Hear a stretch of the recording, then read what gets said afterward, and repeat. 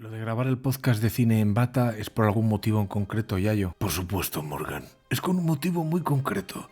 Si queremos que la gente nos escuche y se sienta como en su casa, calentita, acogedora, pues qué mejor que hacerlo en bata, ¿no te parece, chico? Mire, sinceramente, porque es el primer episodio y usted lo quiere hacer así, pero esto me parece lamentable. Déjate llevar, libérate, Morgan. Vamos a hablar de cine y pasando un buen rato. No estés tan tensionado, coño, hazme caso. Lo intentaré.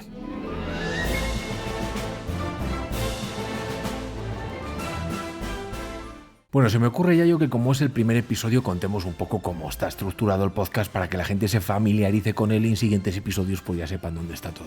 Me parece muy bien, chico. Vamos a explicar brevemente, como dice Morgan, cómo está dividido el podcast para que, pues os sintáis, como decía al principio, como en casa. La primera parte del programa va a estar centrada en un estreno o en una película que he visto recientemente. No necesariamente tenéis por qué estar de acuerdo con las opiniones del Yayo, solo son eso, opiniones. Y en ningún caso trato de influiros ni de condicionaros para que la veáis. Os aconsejo que siempre veáis las películas, independientemente de lo que opine un señor como yo. Cada película impacta en cada espectador de una manera distinta, y así como es la persona, así cala la película. Así que nunca os dejéis llevar por un crítico o en este caso por este señor. En la segunda parte del programa hablaremos de un clásico. Una película que tenga cierto tiempo y que merezca la pena rescatar por algún motivo. Bien porque se cumplen años desde que se estrenó, bien porque es interesante porque esté de actualidad, o bien sencillamente porque se me pone a mí en el testículo. En la tercera parte de cada episodio hablaremos de una anécdota, de una película, de un rodaje, de algo curioso sobre un director, un actor, una actriz, lo que se nos ocurra. Algo divertido, algo distinto. Y en el cuarto bloque del programa hablaremos de bandas sonoras, que sabéis que es algo que me entusiasma. Fenomenal, Yayo. Hechas las presentaciones, empezamos.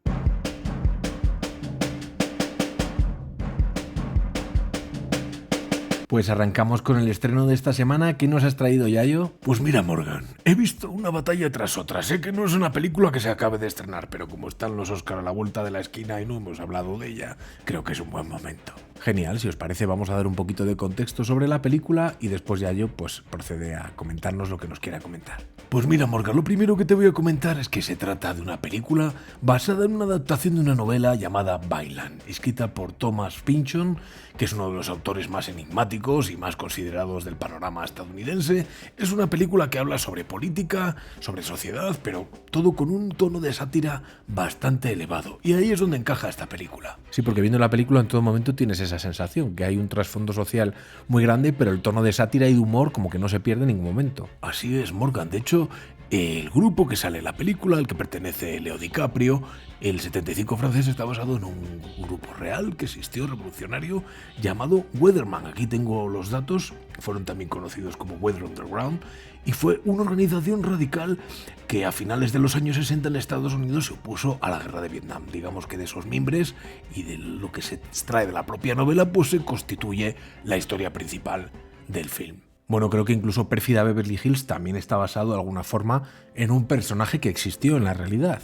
Así es, Pérfida Beverly Hills, el personaje de Teyana Taylor, también está basado a su vez en un personaje que existió en la realidad.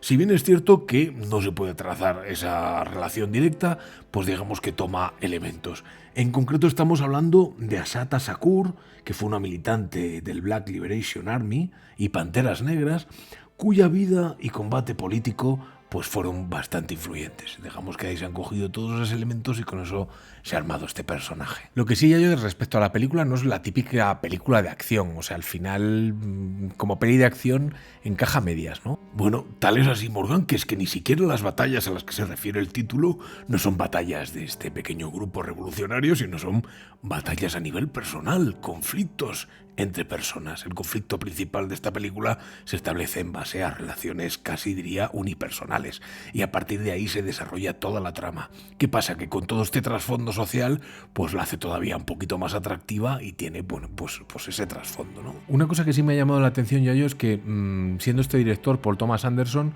no estamos ante la típica película visualmente a lo mejor rompedora, ¿no? Sino que a lo mejor busca otros elementos más que el impacto visual.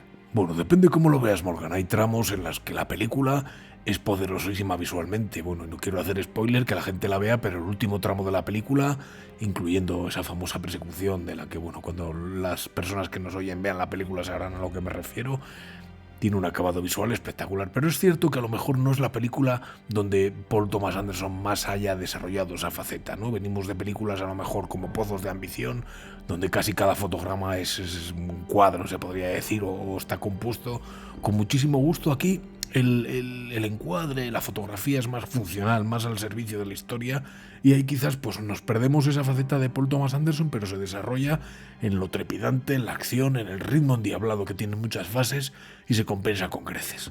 Bueno, he hecho un poco la presentación, yo creo que hemos dado unos buenos mimbres sobre la película. ¿Qué te ha parecido? Cuéntanos. Bueno, primero de todo lo que digo siempre, la opinión del Yayo no cuenta, cada uno tiene que ver la película y valorarla. Yo debo decir que la primera parte de la película, sin hacer spoiler, la primera hora, me resulta un poco confusa a nivel general, a nivel narrativo. Es verdad que trata de establecer un poco el conflicto y los orígenes de los personajes, pero es donde más perdido me vi. A partir de esa primera hora, digamos que puedo decir sin dar demasiado spoiler, cuando la hija de DiCaprio ya tiene cierta edad, a partir de ahí creo que la película madura, coge empaque, coge fuerza, y debo decir que la última media hora, para mí, es lo mejor de este año en cines. ¿Así te parece la mejor película? O bueno, al menos esa fase, ¿no? Esa fase de la película te parece lo mejor del año. Sí, por todo, Morgan, por intensidad, por narrativa, por esos planos, por esa intensidad que contiene, ¿no? Ese último tramo. Echaba en falta algo. Llevo viendo películas todo el año y cada vez me cuesta más encontrar películas con ese sabor, digamos, cinematográfico puro, y esta película en ese rato me lo ha dado. Es verdad que a nivel de guión yo a lo mejor pues hay partes que le hubiera dado una vuelta, pero bueno, eso es muy personal, ¿vale? El guión de la película es el que es, está basado, como decimos, en una novela que tiene sus peculiaridades a nivel narrativo, pero yo es lo único que a lo mejor cambiaría un poquito. Pero vamos, que te parece una película recomendable, o al menos de estas que decimos que merece la pena ver, sobre todo porque ofrece algo diferente, ¿no? Nos saca un poco de lo habitual. Sí, efectivamente. Luego, a nivel de interpretación, creo que también es reseñable la labor de Leo DiCaprio, como siempre, impecable. Benicio del Toro tiene un papel entrañable, encantador. Sean Penn se come la pantalla y te resulta vomitivo, que es lo que realmente busca con este personaje. Y luego Teyana Taylor, que también tiene una fuerza en pantalla brutal. O sea que a nivel interpretativo también es una película muy poderosa, independientemente de que lo que digo, el guión pues te pueda más o menos encajar o te desencaje más o menos. Yo ya digo, la primera hora quizás es lo más confuso y regular de la película, si se quiere. Sí que tiene un ritmo endiablado igualmente, te atrapa desde el principio, pero es el único pero que le pondría. Y en cualquier caso, aunque no sea tu género, que esto lo hablaremos y lo hablo constantemente también en el canal que tenemos, independientemente de que la película te guste o no, o el género sea el tuyo o no, merece la pena, y darle un visionado creo que es interesante. Pues fenomenal, hasta aquí el análisis del estreno de esta semana. Gracias, Yayo. Nos vamos con el segundo bloque, donde recuperamos un clásico.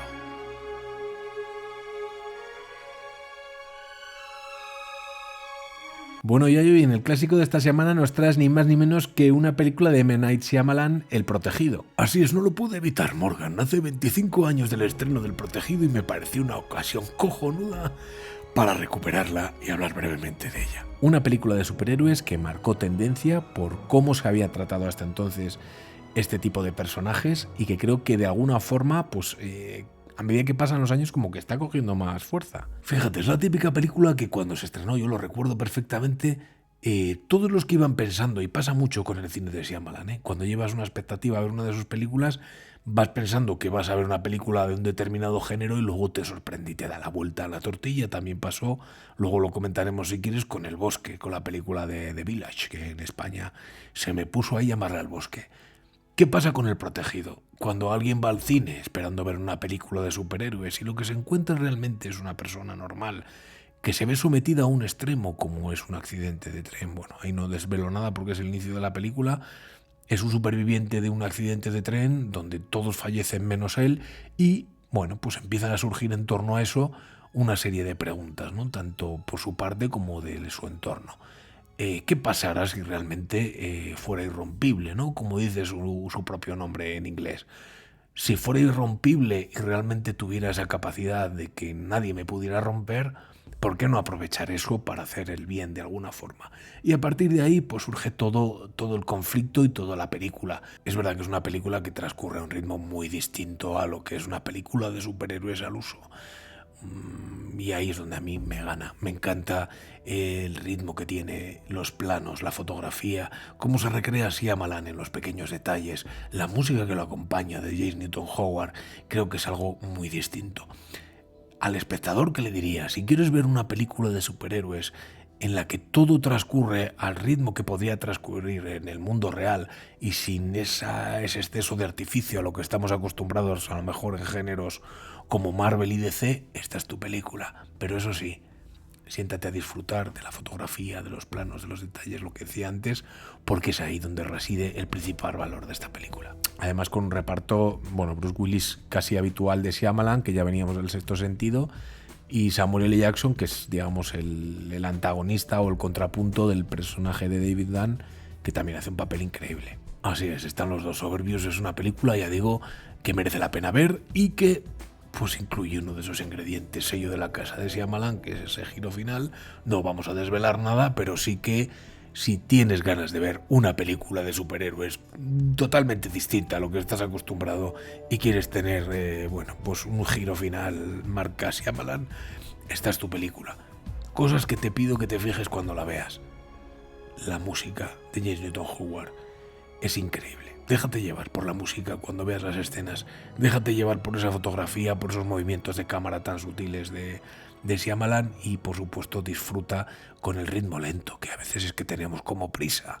Estamos todo el día, Morgan, viendo contenido a toda pastilla. Vamos a recuperar películas en las que el ritmo sea otro. En el que veamos las cosas de una forma tranquila, sosegada, relajada, y El Protegido es una joya para ver tranquilamente sin prisa. Así que ya sabéis, ahí está hecha la recomendación. Fenomenal, Yayo. Nos vamos al siguiente bloque, el de la anécdota.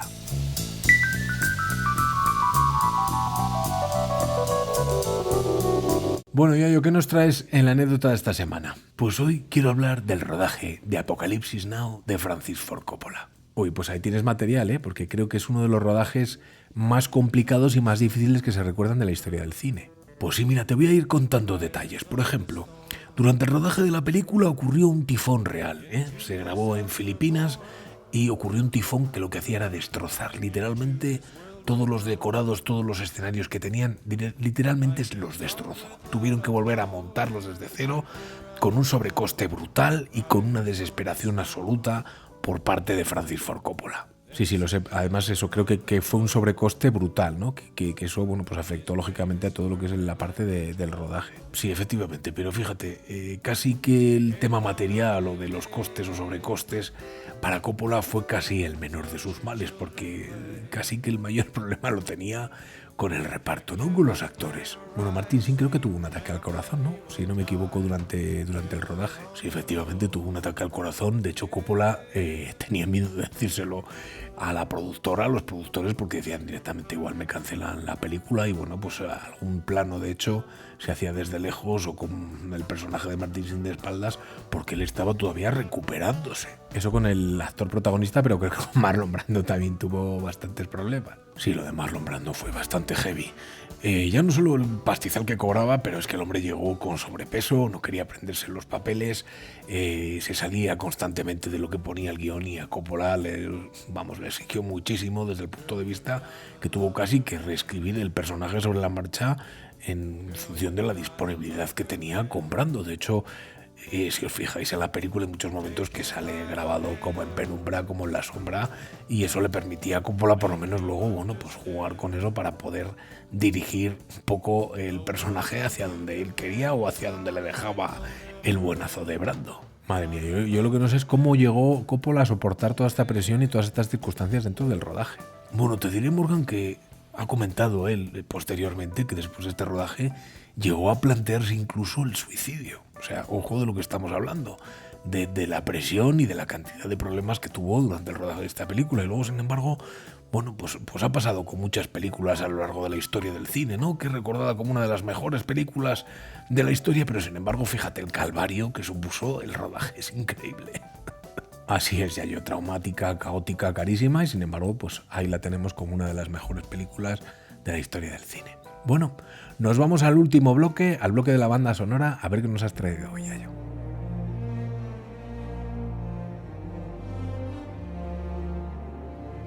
Pues hoy en la banda sonora traemos ni más ni menos que El secreto de la pirámide, de John Sherlock Holmes en inglés. Tócate los cataplines con el cambio en España. Es de Bruce Broughton y tiene unos temas increíbles, de verdad acompaña a la película de una forma irrepetible. Cada personaje casi tiene su propio tema, algo muy habitual en películas en las que la música es protagonista, y te voy a dejar con un fragmento para que recuerdes y revivas conmigo esta joya. La vamos a escuchar mientras los que nos veáis a través de YouTube, que aprovecho a comentarlo, que esto es un podcast pero nos puedes ver a través de YouTube.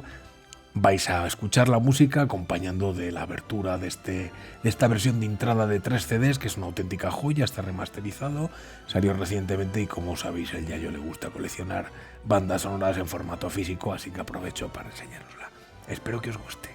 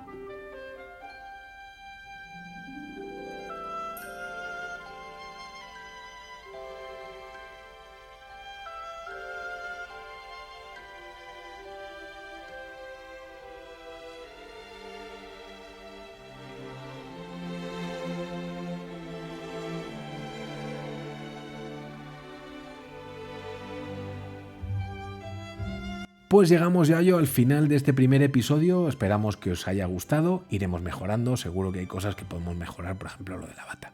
Morgan, no vamos a quitar la bata le da cercanía al podcast, hazme caso, chico. Y por último, y antes de dar las gracias a todo el mundo, recordaros que podéis ver el podcast en YouTube y podéis escucharlo a través de vuestra plataforma de podcast favorito, recordad, Luces, Yayo y Acción, todas las semanas intentaremos lanzar un episodio, sí que dejaros en este tramo final con un tema que todos los días cerraremos con él. Esta sección está fuera de carta, se llama El Karaoke y es un tema relacionado con una película que viene con las letritas debajo para que, si queréis, cantéis y os animéis a cantarlo. Os dejamos esta semana con un tema que se llama Shyamalan. Como hemos hablado del protegido, nos pareció una buena manera de cerrar. Espero que lo disfrutéis. Nos vemos en el episodio 2 de Luces, Yayo y Acción. Abrazo.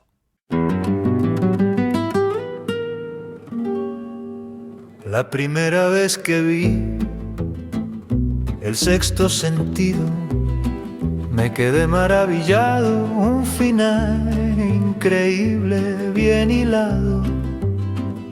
Quedé rendido, luego vi El protegido, qué fotografía, qué buena música, una película increíble, la premiaría, me parece única. Shyamalan, Shyamalan, maestro de los giros, algunos te amarán, otros te odiarán. Qué bien empezaste, pero era difícil mantenerlo y la cagaste.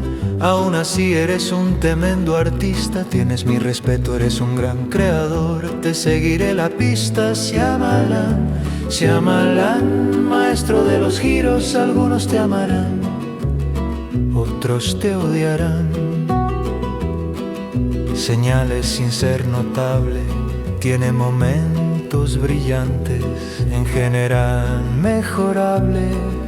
El bosque me encantó, pero después del tráiler creo que alguno no entendió. La joven del agua un poco truño te quedó, pero pensé que era un borrón. Luego descarrilaste Night, el incidente del Asterbender After Earth. Qué desastre todas ellas que hiciste, muchacho. ¿Qué te pasó? Shyamalan, Shyamalan, maestro de los giros. Algunos te amarán, otros te odiarán. Qué bien empezaste, pero era difícil mantenerlo. Y la cagaste con Múltiple, recuperaste forma, pero últimamente flojeas, no encuentras el camino. Te levantas, pero cojeas. Shyamalan, Shyamalan, maestro de los giros. Algunos te amarán, otros te odiarán. Yo te amo, Shyamalan, Shyamalan, Shyamalan, maestro de los giros.